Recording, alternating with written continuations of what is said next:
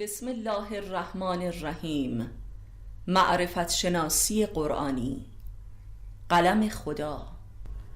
مؤلف استاد علی اکبر خانجانی. صفحه 3. بسم الله الاعرف المنزلین. حمد و شکر و منت خدای را که 7 آسمان و نیز 7 زمین به مثل آن آفرید و امرش را ما بین آنها نازل فرمود تا به انسان بنمایاند که هر ناممکنی را ممکن می سازد که ناممکن ترین امور آن است که کل خلقت لامتناهیش را در ذات انسان متمرکز می کند و از مقر این ذات امرش را تدبیر می فرماید و این تدبیر به نور عقل و علم و معرفت است و گوهر ادراک و شناخت بشری. و فرمود نخستین چیزی که آفرید قلم بود که همان نور عقل بود که همان حقیقت محمدی و جان انسان کامل بود که کتاب وجود را به آن نگاشت که آن قرآن است. و قرآن کتاب عقل و حقیقت محمدی و انسان کامل است و لذا کتاب خواندن و فهمیدن است و شدن و وجود یافتن. و این فرموده کامل ترین انسانها محمد مصطفی صلی الله است که قرآن را 4 وجه یا طبقه است: ظاهر و باطن و حد و مطلع. پس این 4 رکن و طبقه عقل و عرفان است و 4 قلمرو آن که 4 قلمرو جان است و جان جز به نور قلم و راندن در قلمروهایش به قلم کشف و حاصل نمی آید و وجود نمی یابد. و به نور و مرکب عقل است که این قلم راه می رود و علم و حکمت و عرفان می آفریند و انسان را می آفریند به این شناخت. پس ماهیت هستی انسان جز نور عقل و ادراک و یقین نیست و مرکز این آفرینش دل است که قلب و مرکزیت وجود و آن نقطه نزول امر خداوند است که بین زمین و آسمان قرار دارد، یعنی بین وجود و عدم که در اصائه دل یگانه می شود.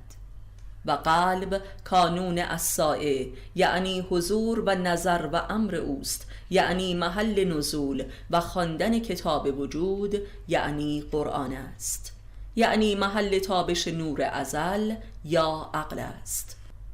پس قلب محل استقرار نگاه و نظر خداوند است، زیرا خود فرموده که امرش را در خلقت به نظرش به فعل می آورد و او با 2 نگاهش در دل آدمی مشغول آفرینش اوست در جهان و با جهان و بر اساس جهان. پس با نگاهی نظر بر ازلیت و اولیت وجود دارد که هویت عدمی اوست و با نگاهی دیگر نظر به آخریت و آخرت و کمال ظهورش دارد که قلمرو موجودات و تعینات است و جمال او که غایت ظهور و آخر خلقت اوست. و این 2 سمت و سو و نظرش در اصائب و اکنونیت دل انسان است که مرز وجود و عدم است، مرز هویت و ظهور. پس نظر به ازلیت و اولیت وجود یعنی تأویل همان نظر به احدیت و صمدیت مطلق اوست که آن حد است و نظر به آخریت و عرصه ظهور تعینات هم قلمرو به مطلع و طلوع و شهود جمال اوست. و این همان حد و مطلع قرآن است که یک چشم بر ظاهر دارد و چشم دیگر بر باطن عالم وجود. و این همان ظاهر و باطن کتاب وجود یعنی قرآن است، یعنی حد قرآن منبع باطن قرآن و جهان و انسان است و مطلع قرآنی هم منبع آفرینش و درک و شهود ظواهر موجودات است تا طلوع جمال او در جهان. و به بیان دیگر از ظواهر جهان به مطلع و اشراق جمال او می رسیم و از باطن جهان هم به حد و احدیت ازلی و هویت او می رسیم. پس این 2 نظر در کانون اصائه دل 2 بال پرواز عقل است که نوک یک بالش به حد احدی در ازل می ساید و نوک بال دیگرش به ظهور جمال او در آخرین قلمرو به آفرینش او. و این 2 بال و 2 نظر اصائه است که یکی به واسطه تعبیل به اولیت نظر می کند و دیگری به واسطه مشاهده و حس به آخریت تعینات عالم نظر دارد. تعبیلش به واسطه قانون علیت و علت جویی است و تأخیر و شهودش هم به قانون قیاس است. پس علیت و قیاس دو روش تعقل است که علیت حد احدی را جستجو می کند و به علت العلل می رسد و قیاس هم صورت و جمال او را در جهان تعینات احساس و درک و شهود می کند. آن حد قرآنی است و این مطلع قرآنی. غایت باطن هم حد است و احدیت و غایت ظاهر هم جمال او در جهان موجودات که در هر موجودی جز او را نمی بیند به میزانی که در باطن امر به حد می رسد. این چهار وجه و قلمرو و درجه از قرآنیت و عقلانیت را در این شکل به دقت مورد تأمل و تصور قرار دهید و ملکه عرفانی ذهن خود سازید که این خلاصه تصویری معرفت شناسی مجموعه آثار و معارف ماست. اینک دریابید که چگونه حد و مطلع قرآنی در دل انسانی که به واسطه نظر و نزول امر حق حاصل شده است یک سرش به سوی ازلیت و هویت غیبی خداوند راه میبرد و سوی دیگرش به سمت آخریت و ظهورش در عالم تعینات که هویتش به واسطه منطق علیت ممکن می شود که همان تعبیل است که علم علت العلل یابی است که نهایتاً به بی علتی می رسد و آخریتش به واسطه حواس پنجگانه به رهبری چشم و به واسطه منطق قیاس به شهود جمال الهی می رسد که دیگر قیاس نیست بلکه بیتایی است. پس علتش به بی علتی و قیاس و تشبیهش به بیتایی می انجامد. به بیانی دیگر به واسطه فکر و ذکر باطنی و تعبیلگرا و علیتی است که به قدرت حد قلبی به احدیت ازلیش می رسیم و این کل طی طریق در دهر زمانی یا تاریخ تکوینی است که ما را به نقطه بی زمانی می رساند که باز هم ریشه در نقطه الساعه دل دارد و نیز به واسطه حواس پنجگانه خود به رهبری شهود و به یاری منطق قیاس و تشبیه که مختص کار کرده حواس است در قلمرو دهر مکانی یعنی طبیعت به عالم ظهورات و تجلیات حق می رسیم که آخر و آخرت و آخریت خلقت است که ظهور الله است و قلمرو به طلوع مطلع قلبی ما. پس باید گفت سمت حد دل یا نگاه راست دل همان سیر انفس است که به واسطه فکر و ذکر و منطق علیت تعبیل می گردد و قلمرو به اصل را در می نوردد و سیر آسمان ها می کند و به آسمان هفتم می رسد و بر عرش آن به ازلیت هویی قبل از خلقت می رسیم. و از سمت مطلع دل که نگاه چپ یا دست چپ دل است به سیر آفاق می پردازیم که به واسطه شنیدن و بوییدن و چشیدن و لمس کردن و دیدن انجام می گیرد که جمله به روش قیاس و تشبیه است که به عینیت عالم وجود می رسیم در ذات عالم ارض یا دهر مکانی تا آنجا که در هیچ چیزی جز جمالش نمی بینیم و اینجاست که می گوییم هو الله احد، هو و الله یکیست، یعنی خدای قبل و بعد خلقت یکیست و این کلام رسول خدا را تصدیق می کنیم که جهان هستی بر قل هو الله احد بنا شده است. و اینک آن سخن رسول خدا را بهتر در میابیم که قرآن را 4 رکن و طبقه است: ظاهر و باطن و حد و مطلع.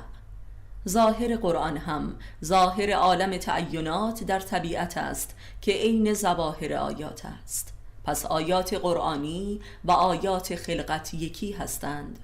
و باطن قرآن که از راه تفکر و ذکر در ظواهر آیات و موجودات حاصل می شود راه تعویل و علت العلیابی است که قلمرو به کشف اسماء و صفات خداست در خیش و در جهان و در قرآن. و طبقه سوم هم حد و حدود آیات و موجودات است که در میابیم که خداوند همه چیزها را از درون و برون فرا گرفته و بر هر چیزی احاطه دارد و این احدیت او در خلق عالم و آدمیان است. احدیت ازلی او در دورانی که گنج نهان در عدم بود. عدم از منظر ادراک بشری و حواس مادیش نه عدم به معنای نابودن، و چون در حد و حدود الهی و احدیتش مستغرق شدیم، طلوع و اشراق جمالش را از هر موجودی شهود می کنیم و این مطلع قرآن است که عین مطلع و طلوع موجودات است. جهان به نور پروردگارش متجلی می شود. پس درک می کنیم که این دو چشم و دو دست و دو بال و دو وجه دل، یعنی حد و مطلع که گوهره باطن و ظاهر آیات و جهان هستند، در تعامل بلا وقف با یکدیگر است که انسان را در این هر دو سو در آن واحد در قلمرو عصای راه میبرد تا دهر را طی کند در دو وجه زمانی و مکانی آن. و آنگاه به قول قرآن از اقطار جهان خروج نماید از دو سوی تعبیل و تأخیرش، از سمت ازل و ابد، از سمت حد و مطلع، به واسطه قیاس و علیت و با دو گوهره ذکر و حس، تا به بی علتی و بی زمانی و لامکانی برسد و از اسارت زمان برهد، و این است رستگاری و پیروزی بزرگ. و این همان کلام است که اوست اول و آخر و ظاهر و باطن و این دو یکیست، بگو که هو و الله یکیست. پس در میابیم که دل سالک قرآن است و قرآن شرح و نور عقل کل جهان است و جهان مظهر جان انسان است و این حقیقت و یگانگی جز به نور قلم عقل الهی دریافت و درک نمی شود. همانطور که عقل در لغت هم به معنای یافتن و مهار کردن و هدایت است و نیز شدن و وجود یافتن، و آنکه بدین گونه وجود یافت انسان کامل و امام است و جانشین او در جهان، و فقط تحت شعاع نور وجود چنین انسانی است که دل منظر حق می شود و سالک هم مقیم بر عرش عصای، آن که سمت راستش حد اشیاء را در تعبیل ذاکرانه می یابد و در سمت چپش هم جمال این حد را در مطلع قرآنی شهود می کند، تعبیری که تعین می یابد و ذکری که شهود می شود. پس عقل و شناخت بشری دو بال دارد که یک بالش فکر است و بال دیگرش حس، که غایت فکر ذکر است، یعنی خدای را به یاد آوردن در دل، و غایت حس هم شهود جمال الهی است، و این دو غایت امر واحدی است در نقطه لامکان و بی زمان عصای دل که اوج یاد را به شهود میرساند و لذا اول و آخر یکی می شود، یعنی هو الله می شود و احد. زیرا در باطن تعبیلی جهان می توان به حد هر چیزی که خداست رسید تا سرحد طلوع حق، و در این تعامل دو جانبه است که حس در غایت قیاس و تشبیهش از قلمرو به کثرت و شباهت خارج شده و به بیتایی می رسد، یعنی هیچ چیزی مثل او نیست، و فکر هم در غایت علت جویی از قلمرو به علیت خروج کرده و در ذکر به هویت الهی می رسد، یعنی حس در سیر آفاقش از اقطار جهان و مکان خروج می کند و فکر هم در سیر انفس از اقطار زمان و دهر و تاریخ خروج می کند. ای اهالی انس و جن، اگر می توانید از اقطار عالم خروج کنید، ولی نمی توانید مگر به یاری سلطان، و سلطان کسی جز امام نیست که خود موجودی در خارج از اقطار زمان و مکان است، هرچند که در زمان و مکان زیست می کند از برای یاری مردمان، و فقط به یاری امام است که می توان بر عرش عصای دل قرار گرفت و از این سکوی پرش با دو بال فکر و حس به ذکر و شهود رسید و از اقطار مکان و زمان و زمین و آسمان خروج کرد و او شد. از من اطاعت کنید و مرا بپرستید تا چون من شوید. زیرا بدون نور ولایت امام نمیتوان بر مقر الساعه دل استقرار یافت و اهل سلوک آفاق و انفس شد. این بیان تصویر دل سالک و جمال پرواز عقل اوست در آفاق و انفس و در زمین و آسمان و در مکان و زمان به سوی او. دل با دو بالش که حاصل دو نور قره قرآنی است، محمد و علی، نبی و ولی. و این انشراح و برش قلم است که از طول آن را به دو بخش نموده است.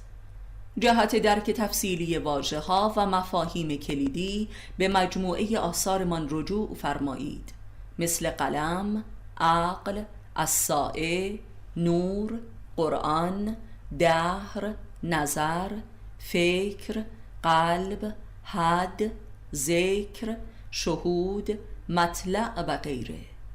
این مقاله جامع جمیع معارف ما و تصویر توحیدی آنهاست. با این مقاله مجموعه آثار و معارف ما تبدیل به قلم واحدی می شود در دست شما. این مقاله همچون تبدیل مجموعه معارف به یک شاه کلید معرفت وحدت وجودی است و پیاله ای از خمخانه قدیر.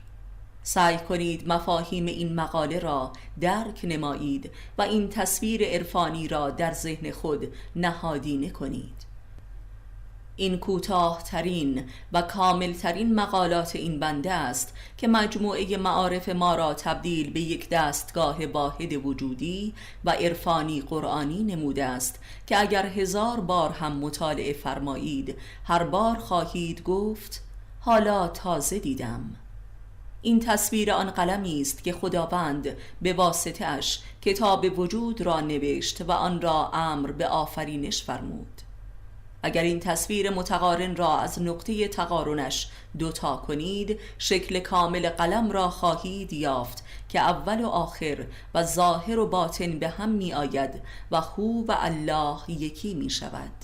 و این قلم وحدت وجود است. این مقاله عیدی قدیری امام به این بنده بود پس از نگارش رساله سر ایمان در دهه ولایت که تبیین ایدئولوژی قدیر بود. این پربرکت ترین و پرکرامت ترین هدیه است که در همه عمرم یافتم. امید است که موجب هدایت شما نیز شده باشد ان شاء الله.